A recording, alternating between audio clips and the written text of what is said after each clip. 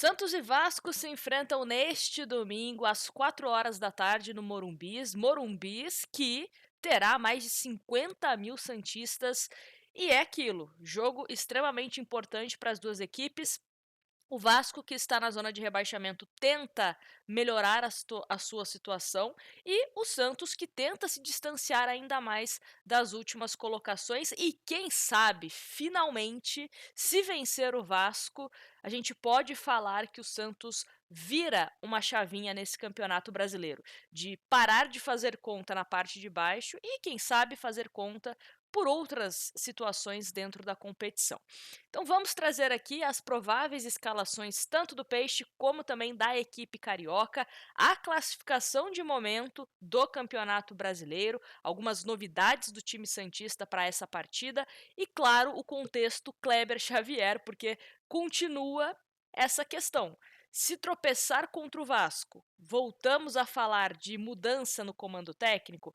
Vamos manter Kleber Xavier em caso de uma vitória? Então também vamos trazer esse contexto que vocês sempre perguntam aqui, tá bom? Mas vamos começar aqui com a classificação de momento do Campeonato Brasileiro. É um Santos que está na 14ª colocação, então tem 21 pontos. Até o momento, né, que estou gravando, ainda tem alguns jogos que estão para acontecer, então dependendo da hora que você assistir esse vídeo, alguma coisa pode ter mudado. Mas o que é importante a gente observar aqui é o número de pontos do Santos, que ainda tem o jogo a cumprir, né, contra o Palmeiras, que está com 21, contra o Vasco, que tem 16 pontos. O Vasco também tem algumas partidas a cumprir, né, que ainda não jogou. Mas é importante a gente observar que se o Santos vence, abre 8 pontos do Vasco. Então é sim uma quantidade que pode dar um pouco mais de tranquilidade para a gente. O Juventude já jogou e empatou com o Vitória, tá? Então o Vitória segue com 19 pontos, o Juventude segue com 15 pontos, o Fortaleza foi derrotado, 15 pontinhos, continua o Fortaleza, e o Sport de novo entregou resultado, né? Dessa vez entregou resultado para o São Paulo, acabou empatando. Então esses confrontos já estão definidos, tá? Então essa é a situação de momento do Peixe.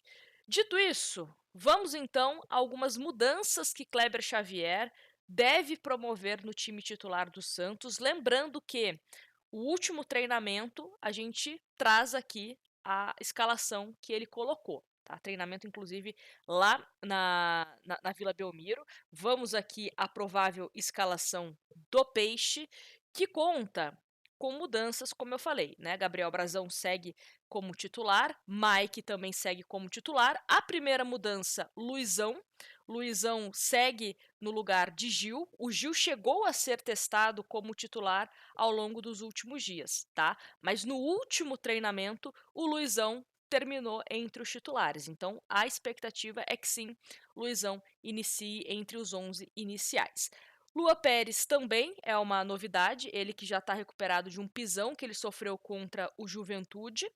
Lembrando que o último jogo a zaga foi Luizão e Gil, então Gil fica fora. Souza mantido como titular. Zé Rafael, e aí não é só uma mudança do Zé Rafael pelo Rincon, né? Porque muito se discutia também de quando o Zé Rafael jogava, ele atuava como segundo volante. E aí o Bom Tempo tinha partidas que ficava fora. Só que, como nos últimos jogos o Bom Tempo vem sendo titular, e não tem como tirar Gabriel Bom Tempo do time, e o Zé Rafael, quando entrou, teve um rendimento melhor que João Schmidt e Rincon, o Zé Rafael vai então formar essa dupla com o Bom Tempo, o Zé Rafael jogando um pouco mais recuado, tá bom? Como um camisa 5 e não como um camisa 8 que muitos apostavam que ele poderia jogar aqui no Santos. Neymar segue como esse camisa 10 do Santos, né, mais ali focado na questão de armação de jogadas e não como um falso 9 como na partida anterior.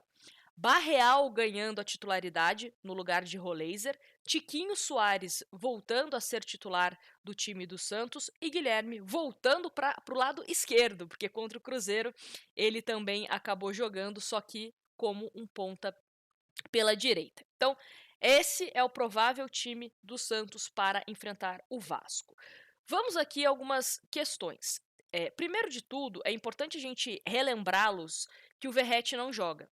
Então, pelo Verratti não jogar, isso também pode, de uma certa forma, impactar na forma que o Santos se defenda. Se você tem um Gil jogando, você tem uma zaga um pouco mais pesada, uma zaga mais lenta.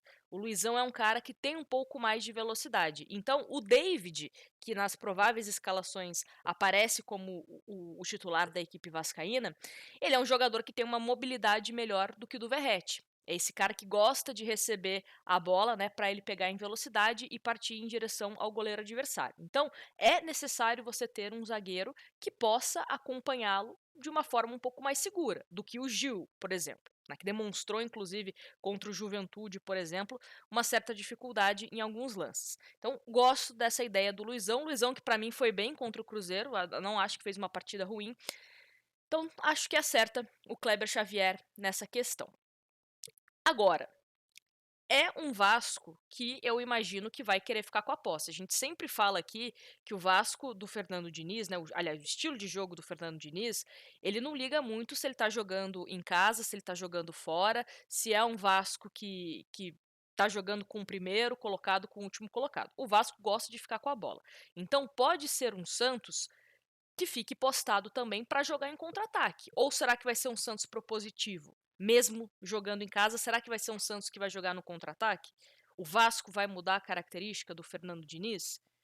Então, essa é uma pergunta importante para a gente também entender como os jogadores do Santos podem se postar. Por exemplo, Guilherme é um cara que você pode acionar caso você jogue em contra-ataque. O Barreal também? Sim. Mas aí, se o Kleber Xavier entende que o Santos pode jogar em contra-ataque, talvez o Cabadeiro no lugar do Barreal poderia ser até mais interessante, por conta da velocidade do Cabadeiro. O que funcionou super bem contra um Cruzeiro, por exemplo. Que era um Santos que tinha essa válvula de escape, principalmente com o Guilherme e principalmente com o Cabadeiro. E com o Tiquinho Soares, é uma zaga do Vasco que vem remendada. O João Vitor, por exemplo, sendo negociado, ele puxando o volante para a zaga, para enfrentar o Santos.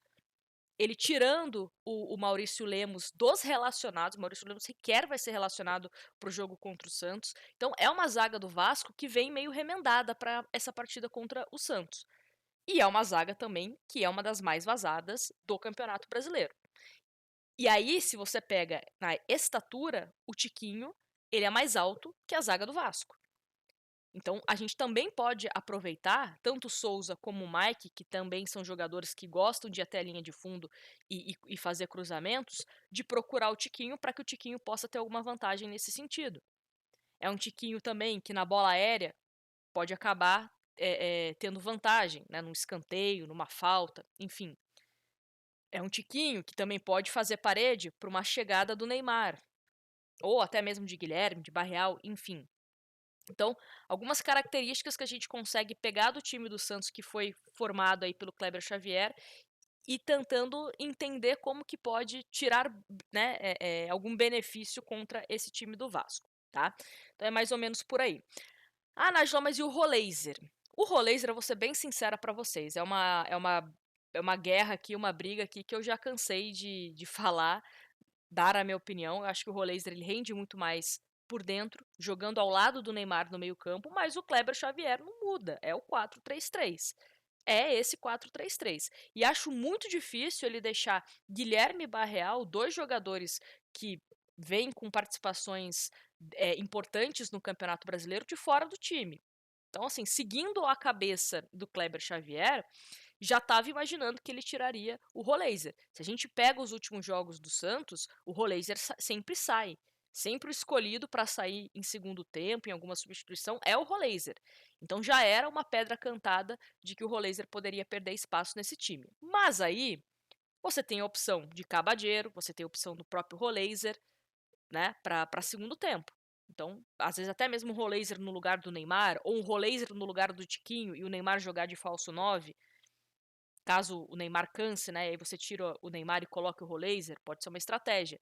Você tira o Barreal ou você tira o Guilherme para colocar o Cabadeiro. Enfim, algumas alternativas visando o segundo tempo, tá? Então, esse é o provável Santos para enfrentar a equipe vascaína. E lembrando que não teremos de novo o William Arão. Arão não fica à disposição para esse confronto, tá bom? E aí temos aqui o provável time do Vasco, que é uma grande dúvida como que o Vasco vai enfrentar esse Santos, porque tem alguns desfalques, né, jogador que, tanto por opção técnica, como também sendo negociado, suspensão, enfim. Mas esse é o provável Vasco. Então, Léo Jardim, Paulo Henrique, Hugo Moura, Lucas Freitas e Piton. Esse deve ser o setor defensivo do Vasco. Jair e Tietê. Ryan, Coutinho, Nuno Moreira e David. Esse é o provável Vasco para enfrentar o Santos.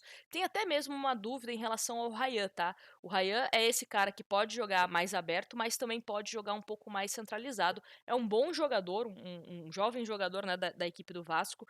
Vale a pena ficar de olho nele. O Coutinho também, por toda a qualidade que ele tem, vale a pena ficar de olho no Coutinho, até também pela questão de bola parada, finalização. Coutinho é um dos caras no Vasco que mais finaliza de fora da área.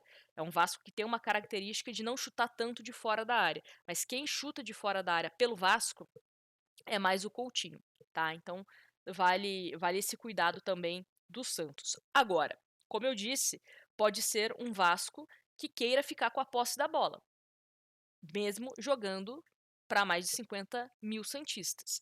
E aí o Santos tem que ter a inteligência de pressionar. Então, desde lá da frente, com o Tiquinho, com o Neymar, com o Guilherme, com o Barreal, tem que fazer essa marcação pressão, para que você consiga roubar essa bola do Vasco, né, em condições ainda mais favoráveis. Então, é esse o segredo. O Fernando Diniz, ele convida o time adversário a marcar sob pressão. Então, que o Santos consiga fazer isso. Lógico, tem que dosar pela parte física, né? Ninguém é robô para ficar 90 minutos pressionando em cima o Vasco. Lógico que isso é impossível. Mas é um Santos que vem se comportando bem fisicamente. Então, isso também pode ser uma boa notícia para a gente, que mesmo pressionando, pode ser um Santos que consiga aguentar fisicamente. E se tiver, né, uma certa queda física, você tem substituições, né? Até 5 substituições para você manter ainda o seu time com gás bacana. Mas é isso, é um Santos que vem de uma certa forma pressionado, mas é uma pressão que eu entendo ser positiva, uma pressão para você mudar a chave. E é claro, se tiver um tropeço, lógico que toda essa questão em cima de Kleber Xavier volta a ser rediscutida. Não sei se o Sampaoli tão forte como estava. Tenho a impressão que o nome do Sampaoli deu uma boa esfriada na Vila Belmiro, mas é lógico que a pressão da torcida, principalmente, né, volta à tona caso o Santos tropece contra o Vasco. E claro, se o Santos vencer contra o Vasco, a moral do Kleber Xavier vai aumentando, assim como aumentou, né, com essa vitória diante do Cruzeiro. Mas é isso. Quero saber o palpite de você para Santos e Vasco. Me conta aqui nos comentários e sempre a nossa brincadeira, né? Deixa o seu palpite e a cidade de onde você está me assistindo, que eu quero muito saber, tá bom? É isso, se você for ao Morumbis, quem sabe te encontro por lá, estarei lá assistindo a partida e depois do jogo a gente tem aqui o nosso vídeo no canal analisando como que foi Santos e Vasco, tá bom? Grande abraço para vocês e até a próxima. Tchau.